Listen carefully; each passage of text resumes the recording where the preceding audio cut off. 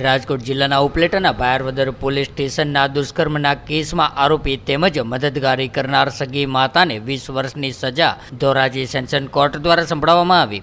ભોગ બનનાર યુવતી ફૈબાના ઘરે પિતૃ કાર્ય કરવા માટે આવી હતી, ત્યારે ભોગ બનનાર ચૂપચાપ અને ગુમસુમ હોય ત્યારે ફૈબાએ પૂછતા સમગ્ર મામલો સામે આવ્યો હતો। ત્યારે ભોગ બનનારી સગી માતા ધરારથી દુષ્કર્મના આરોપી પિયુષ પટેલ સાથે મોકલતી હતી અને પિયુષ પટેલ દુષ્કર્મ આચરતો હોવાની વિગતો સામે આવી હતી। ત્યારે પિયુષ પટેલ HIV ગ્રસ્ત હોવા છતાં તેમની માતા ધરારથી પિયુષ સાથે મોકલતી હતી અને માતા પિયુષ પાસેથી રૂપિયા લેતી હતી। ત્યારે આખરે પોલીસ તપાસમાં PI દર્શક મજેઠિયા દ્વારા પોસ્કો એક્ટ મુજબ ફરિયાદ નોંધીને આરોપીને ઝડપી પાડવામાં આવ્યો હતો।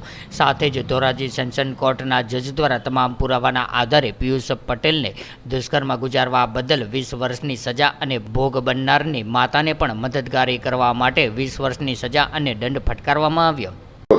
હું Kartikeya Manojbhai Parekh, additional public prosecutor Dhoraji.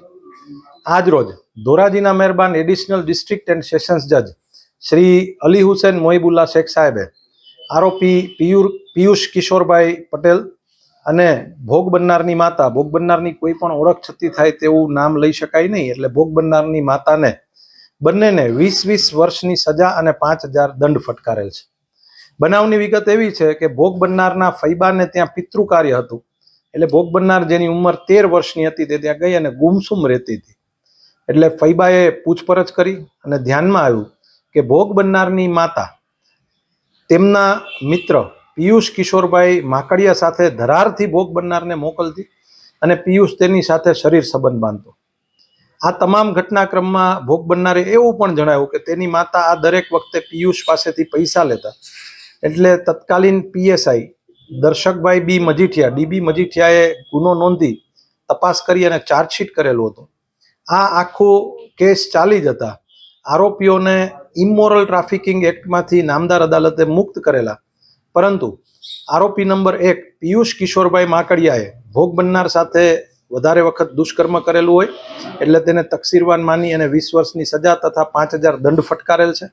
અને ભોગ બનનારની માતા કે જેમના ઉપર ખરેખર ભોગ બનનારના કુદરતી વાલી હોવાથી રક્ષણની જવાબદારી હતી, તેમણે પિયુષને મદદગારી કરેલી છે તેમ માની અને 20 વર્ષની સજા અને ₹5000 દંડ ધોરાજીના મહેરબાન સ્પેશિયલ પોક્સો જજ શ્રી અલી હુસૈન મોહિબુલ્લા શેખ સાહેબે ફટકારેલ છે।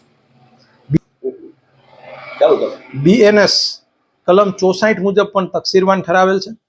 ભારતમાં કાયદાઓ BNSS અને BSA આ અમલમાં 1/7/2024 થી જ આવ્યા છે। મારી માહિતી પ્રમાણે કદાચ રાજકોટ જિલ્લામાં BNS મુજબનો આ સજાનો પ્રથમ ચુકાદો છે।